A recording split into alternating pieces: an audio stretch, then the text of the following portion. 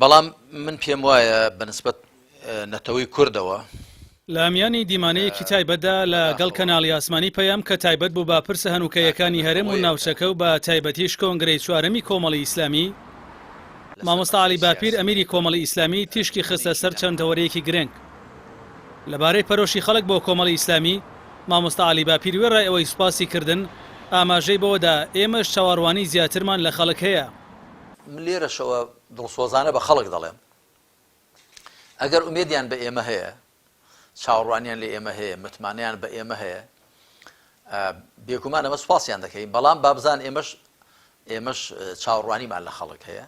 ئەگەر ئێمە لە جیاتی 7 کورسیکە لە پەرلەمانی کوردستاندا هەمانە، ئەگەر 17 کورسی 27 کورسیمان هەبێ بۆ وێنە بە تاکید ئەو کاتە ڕۆڵێکی دیکە دەژێڕین. ئەگەر لە جیاتی 2 ئەندام لە ئەنجومەی نوێنەراندا هەمان بن لە بەغدا کە لەخوا بە زیاد بێ 2 ئەندامەکەی ئێمە بەقەدەر 20 ئەندامی خەڵکی دیکە ڕۆڵیان هەیە، خۆگەر ئەگەر 15یەکمان هەبن بێگومان ڕۆڵی زیاتر دەژێڕین.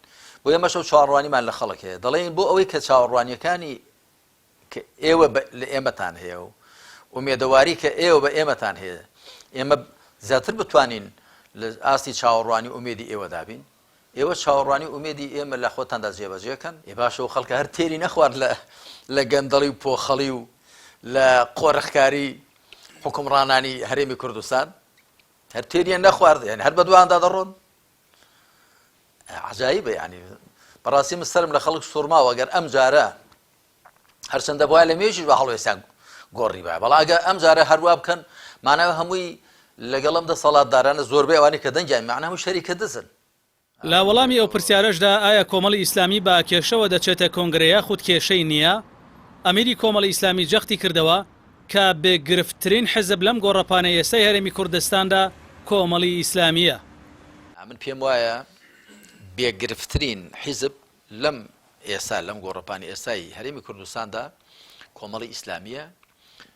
تەباییەکی باش و برایەتێکی باش لە نێو قیادەدا هەیە و لە نێوانی قیادە و قاعیدەدا خەڵکەکەماندا تەبایی و ڕێز و حورمەتێکی باش هەیە. لەبارەی خۆکاندیدکردنەوەشی بۆ پۆستی ئەمیری کۆمەڵی ئیسلامی، مامۆستا عەلی باپیر دووپاتی کردەوە کە نەبۆ بەرپرسیارەتی ڕادەکا نەلەی ڕادەکا. وتیشی من تەنیا بیر لە ئەندامانی کۆمەڵ ناکەمەوە، بەڵکو بیر لە کۆی خەڵک دەکەمەوە و خەمی ئەوانیشمە. بۆیە من هەر لە زۆر پندێکم داناوە دەڵێم بەرپرسیارەتی نەبۆی ڕادەکەم نەلەی ڕادەکەم. بەرپرسی یەکەمی کۆمەڵی ئیسلامیم ئێستا. بەڵام من لە دەرەوەی کۆمەڵی ئیسلامیش کار و چالاکیم زۆرە و شوێنی گرنگی پێدانی من تەنیا کۆمەڵی ئیسلامی نییە. من بەڕاستی بیر دەکەمەوە لە کۆی ئەم خەڵک و وڵاتە. بەڕاستی من پڕ بەدڵ بەزەین بە کەسانێک دادێت کە لە حیزبێکدا وەکو مەڕیان لێکراوە، لە حیزبێکدا واکراوە کە ئەسڵ لە ئادەمی پشۆریان خاوەنی هیچ شتێکی خۆیان نین. من بیر دەکەمە لە کۆی ئەو خەڵک و وڵاتە، بیر دەکەمە لە کۆی ئیمکانیاتی بەهەدەردراوی ئەم خەڵک و وڵاتە. ئەوەنی هەر بیرکەمەوە لە چوارچێوەی کە خەڵکی کۆمەڵی ئیسلامی تێدایە.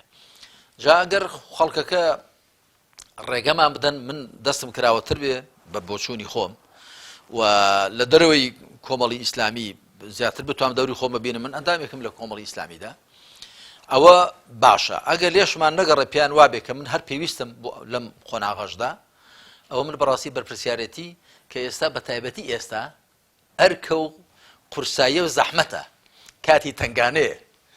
بە تایبەتی ئێمە بەخۆ زانین لە ڕووی ئیمکانیەتی مادیەوە چۆنین. ئێستا کاتی تنگانەیە و کاتی فەرحانی نییە. کاتیەوە نییە من خەڵک داوام لێ بکاو لە بەرپرسیارەتی ڕابکەم، شەهامەت و جامێریم قوبوڵ ناکە لێ ڕابکەم، ئەگەنا بە تاکید بۆی ڕاناکەم.